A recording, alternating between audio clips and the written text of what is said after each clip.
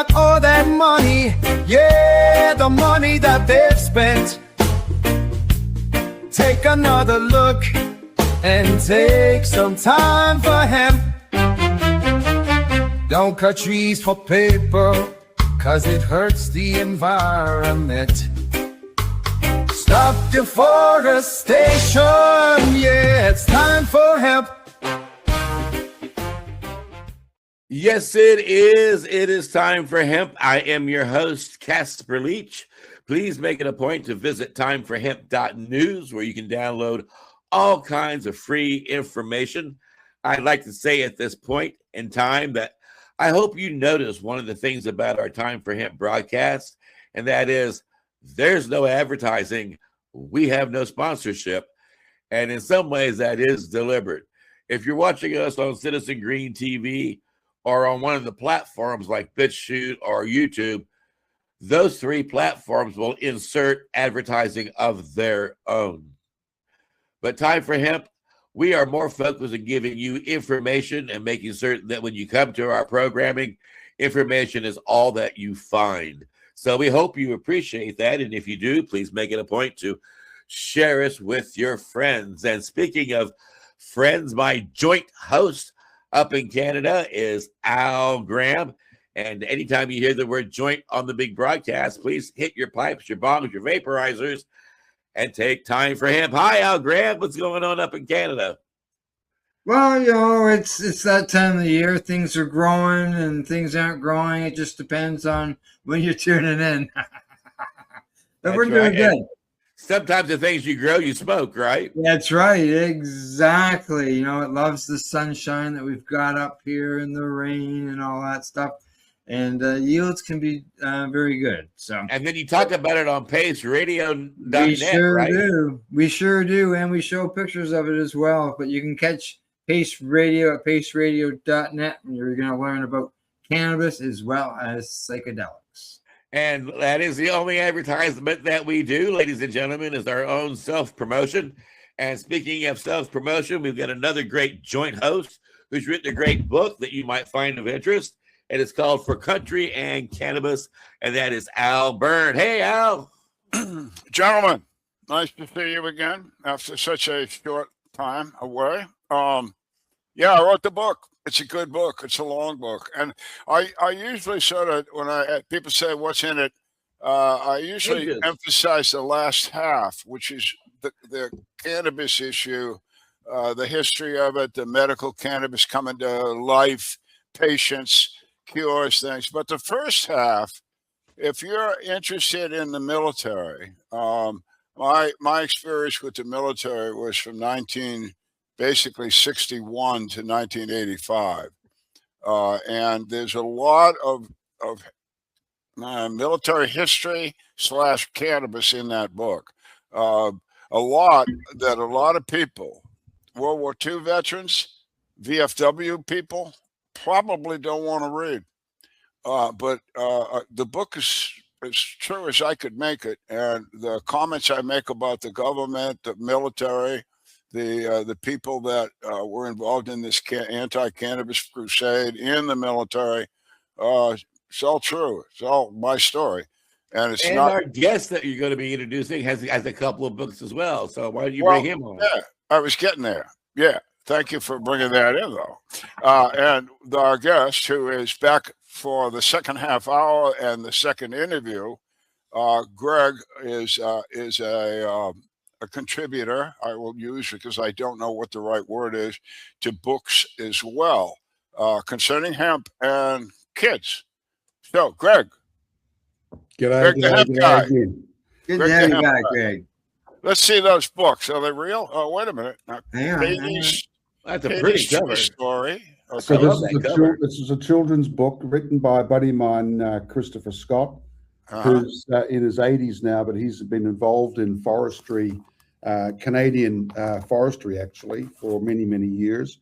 Yeah. And then started the first 4 franchises of IKEA furniture in North America. So that, you say a kid book, what, like, how old is that pretty much designed to be? Basically from, from whatever age, from the time they can start to read Yeah. or mom and dad can read at nighttime. Right. It's all, and we go up to the the adult style book with the iWood and so forth, and these are children's books on forestry and forestry management, And where can they learning find them? about wood and So using. open one of them up. Open one of them kid books up. What do they look like inside? Oh Oh, yeah, that's beautiful art. Oh yeah. Yeah. Okay. I love the Yeah. illustrations. big print. Big print. Oh, that's Oh gorgeous. wow! Yeah. No, that looks really good. Right. Yeah. They're currently available on Amazon, right? Oh, nice. We're going to be having them up through the done through our Hemptown on Main, as a merchandisable type of thing. Okay, and then the wood, the one that said wood, you just blew that right by us. Is that for I would is the name. That's iWood, and this is about all the different shapes of building lumber and for furniture and everything else that we can do with smaller girth or young growth lumber. Instead of pulling down the big trees, all right? leave the granddaddy trees growing, and then you can use. And this, instead of getting a bit of 2x4 dressed piece out of a 5-inch girth lumber, we can get 3 pieces of building material out of that younger growth.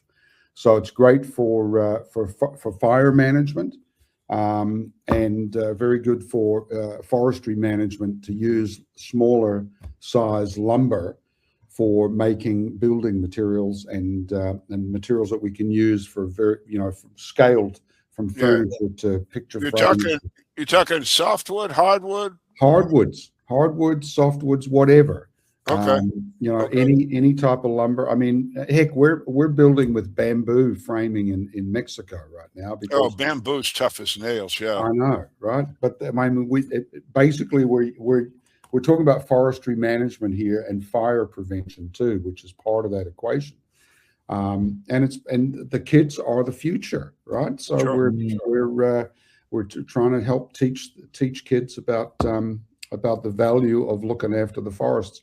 We're actually working together on a game we're called Woodsies, which is, if you like, a cross between Lego and Meccano set, made out of the smaller diameter, smaller scale lumber. Remember the old game Pick-Up Sticks? Oh yeah. Yes. Oh, yes. We're designing this game for kids sitting around the dining room table instead of sitting on the iPad all day long. Yeah. Sit around and see if they can build something with this box of sticks. Good for you. Good for you. Yeah. As a kid, I only played Pick-Up Sticks about 4 times before I realized this is just too much. Well, or the game Jenga is the name of the game. Jenga. That's a fun game. Well, So, listen. Yeah. I think of us as the 3 green geezers, right? But because we're the green geezers, we amazingly have international appeal. And one of the reasons is because we often talk about other countries. So Greg is an expert for various reasons on New Zealand. And I'd like, if you could, bring us up to date on New Zealand and cannabis. Well, now wait a minute. Is New Zealand one of those third world countries that doesn't have any schooling? And you better watch it. They'll send some. No, you better watch it. They'll send one of those Indians after you, man. And all they're gonna do is just spit on you, and you're gone. Maori Indians. Yeah, man. I dealt with some of those Maori guys playing rugby. You don't want to do that. So New Zealand's got a forward education, and they know about hemp. Yeah. Yeah, Anyway, they do. let's go to New Zealand, Greg. We grew hemp for the first time after many years in 2012. Actually, was our first crop down in New Zealand. And back then, we had to give the GPS coordinates to the Ministry of Health. We could be no closer than half a kilometer to a school or a public thoroughfare. And it was difficult. And then, in fact, the second crop that we grew, we came in hot above 0.3% THC. We had to destroy the crop, right? We couldn't use it. and I was growing those acres for animal bedding for a goat farmer.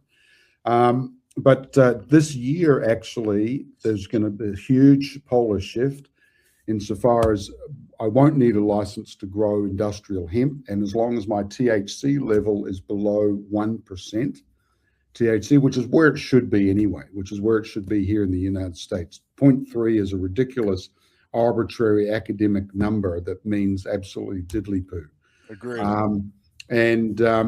So 1% gives us that leeway, because when we're growing CBD hemp in America, oftentimes we can be above 0.3% just naturally, organically, depending on the elevation that we're growing as well.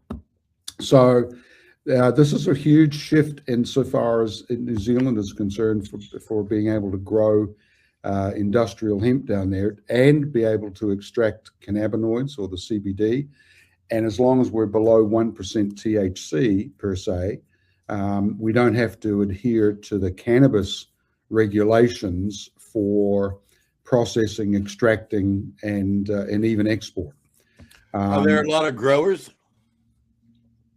There aren't a lot of growers, no. I mean, it's a country of 5 million people, for goodness sake. And we've got 50 million sheep running around. We use sheep to mow the lawn on the golf course. they call New Zealand Aotearoa, the land of the long white cloud. It's somewhere far from anywhere. And we have a hole in the ozone layer down there. Skin cancer is becoming a bit of an issue. And that's because you got 50 million sheep and 40 million cows, and they all fart every day.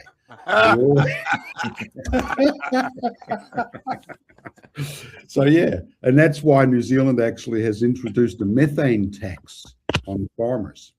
Really? Yeah. You're not making this up. It's not some sort of New Zealand tourist thing, huh? Is it true? It's true. Yeah. Okay. So, yeah. And I mean, so they must tax per cow. Basically per head. Yeah, per head. Yeah, exactly. Yeah. Well, you guys don't eat it. What, this is all export beef then, huh? You can't eat all this stuff. You can't eat it, no. But, no.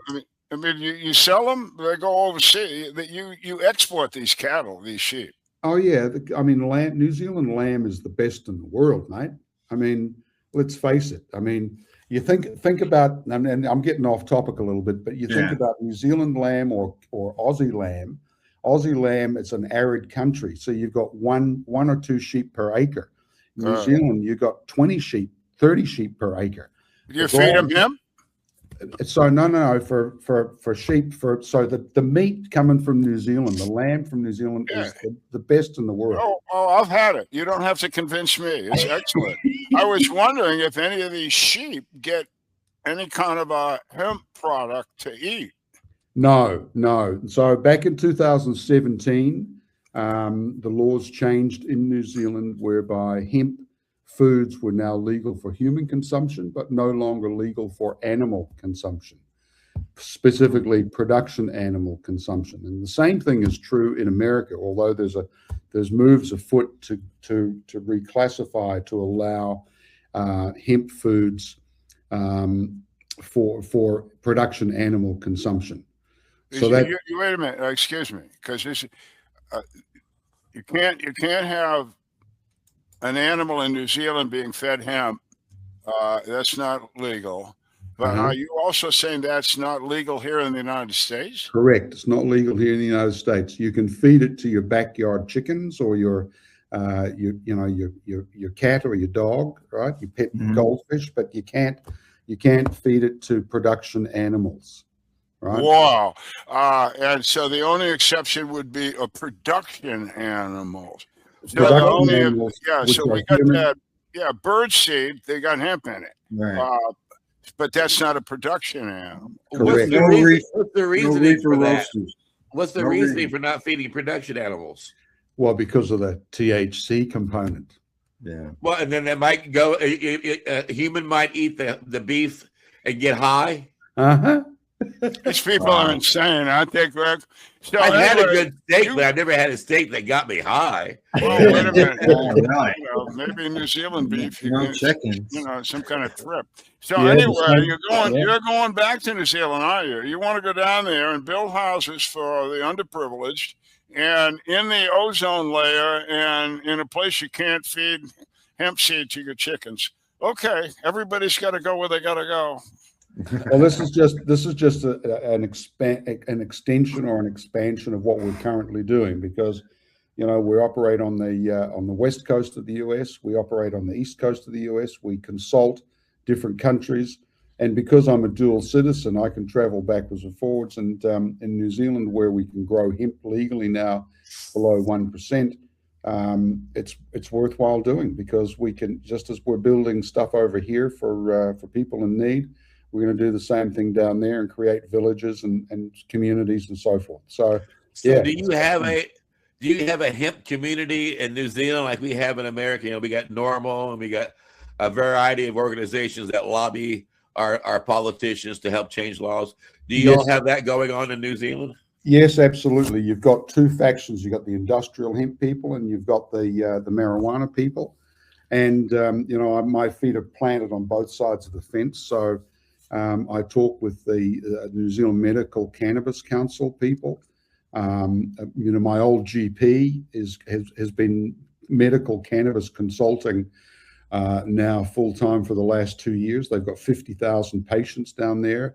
They can prescribe. Any GP now in any office can write a prescription for up to 90 days worth of cannabis or CBD, any hemp product. Up to 150 milligrams per day. Well, and how about recreational use? Recreational use is still not legal. Well, I guess nobody smokes cannabis for fun then, huh? No, it's all designed to be medical use.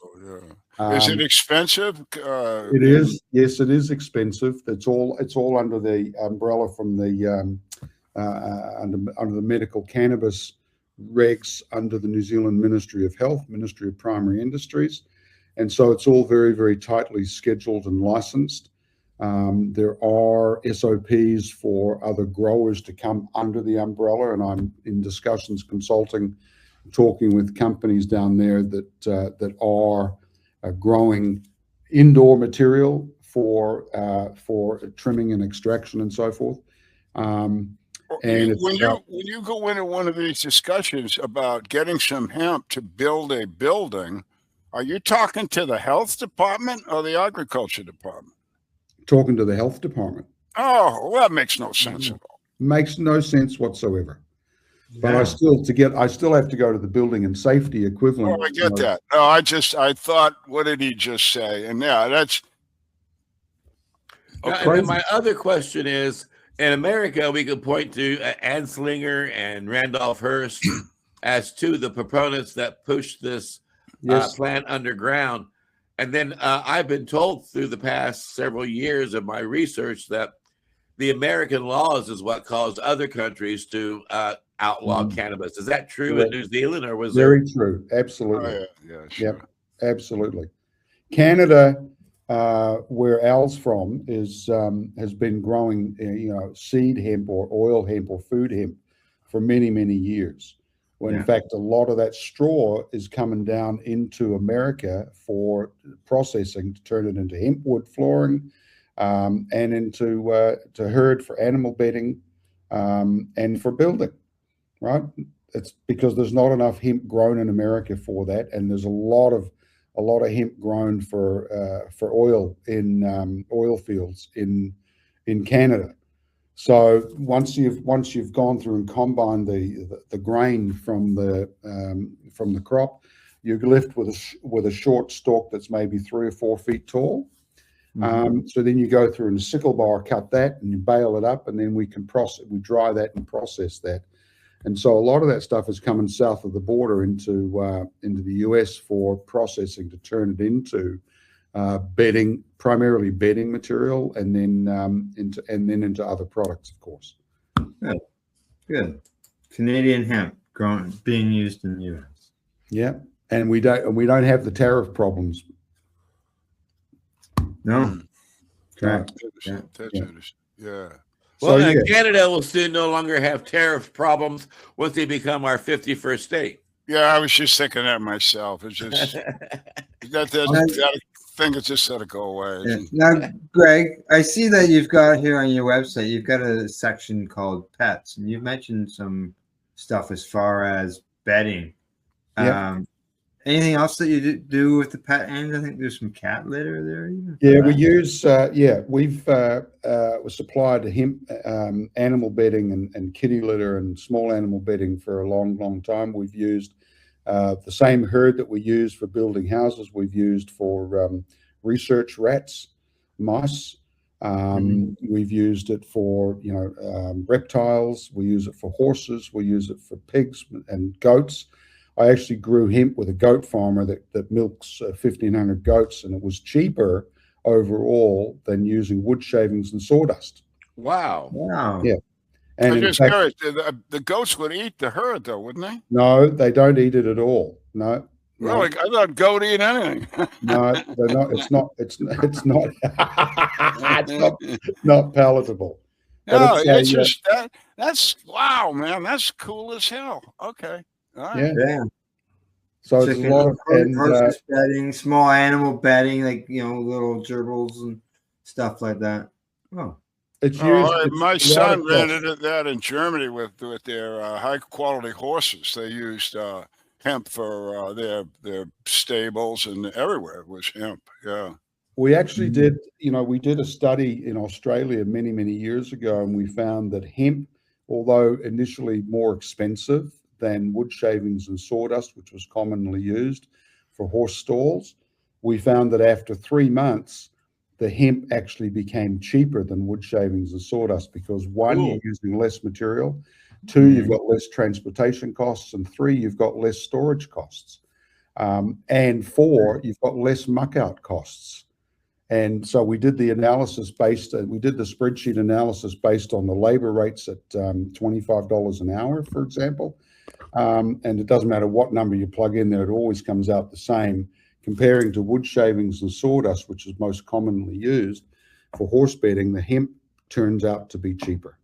Premium bedding and cheaper. And hemp is, to a degree, naturally anti-bacteria and antifungal, right? Antimicrobial, and also because of the hygroscopic nature of the cellulose, when the horse is peeing on top of the bedding, it filters through to the bottom, to the bottom mat. So the top of the bedding is always staying dry. Yeah, I would think that would be I tell you, my son used to work with these Olympic type people, and they're nuts. And they would not put a horse into a stall that didn't have that bedding on it. They wouldn't do it. Yep. Well, we're down to the last 3 minutes, it looks like already. This time has flown by. Greg, you want to give a last shout out or make any last final comments for the day's broadcast? Well, I appreciate what you guys are doing very much. I enjoyed listening to your songs earlier, Casper, from your new Illusion band, and you guys are walking the talk, actually. And that's what's important today. So many people, they're very apathetic, and they say, "Oh yeah, no, someone else is doing it," and we'll just talk about it. But you guys are actually doing it, so my hat's off to you. Thank you for what you do. Sir. Thank you. And you give a shout out for your website one more time. Yeah, mate. It's hemptechglobal.com. Hemptechglobal.com. And in there, we've got an e-commerce site, but it's really educational. There's lots of stuff there from farming to processing to you name it, to building. I even have calculations in there for how much hemp you'll need to build however many square feet you want, and how much labor you need, and so forth. I saw that when I was going through the website. There's lots of information, educational stuff, everything. That's the idea. And speaking of educational stuff, Al Graham, that is one of your biggest focus up in Canada, is to educate about this wonderful plant. Why don't you let people know what you're doing to spread the word? Well, you can come listen to us or come watch us at paceradio.net. We're talking about psychedelics. We're talking about cannabis. We've got news. We've got patient interviews, and we got everything else that you can throw into the book. We've got things change all the time, and you just never know what you're going to find on a show each time that you tune in. So, PaceRadio.net. Speaking of throwing it into a book, I know somebody who did just that. Al Byrne. He put it into this groovy book called For Country and Cannabis. Al, you want to say hello and goodbye? Yep. Hello, goodbye. The book's available everywhere. It's a good deal, and it's a history book. We're talking history a lot of, and it's full of it. So I mean, full of history, not full of it. And don't forget, when you go to timeforhemp.news, you can download all kinds of free music about how wonderful cannabis is. There's also audio podcasts you can download for free. We got a large archive that you can focus on and wander through and learn a lot from the founders of the cannabis movement. A lot of them are in there. And you can find all kinds of blogs that you can share with friends, videos that you might find of interest, all about how important it is to take time for hemp.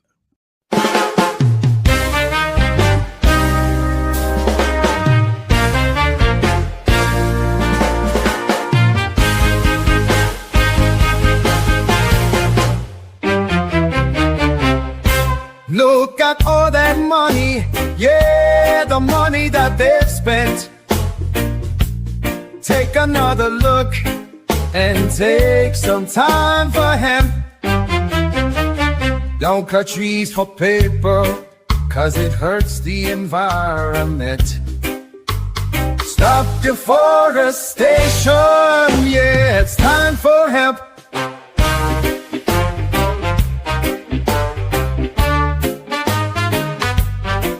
Well, an acre of hemp makes 20 barrels of oil. No need for pesticides to poison all our soil. People got no food, they got no clothes, they got no rent. Well, it's time for hemp.